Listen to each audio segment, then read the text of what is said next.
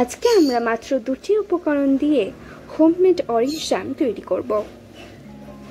দুটি উপকরণ হচ্ছে কমলা লেবু এবং 1 কাপ চিনি। তাহলে শুরু করা যাক আমাদের আজকের রেসিপি। প্রথমে কমলা লেবুর খোসাটাকে ছাড়িয়ে কমলা লেবুগুলোকে বার করে একটা ছাঁকনিতে সুন্দর করে কমলা লেবুগুলোকে পিষে ওর মধ্যে থেকে জুসটা বার করে নিতে হবে।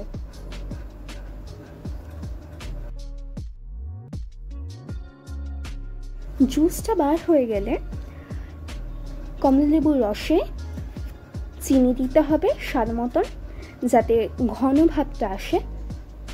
চিনি দিয়ে 1 কাপ চিনি দিলাম। দেওয়ার পর এবার ভালো করে আগুনে ফোটাতে হবে আর অনবরত নাড়িয়ে যেতে হবে।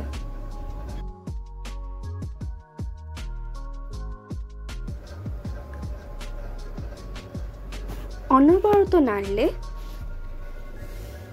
সারফেসটা আস্তে আস্তে এরকম হয়ে যাবে।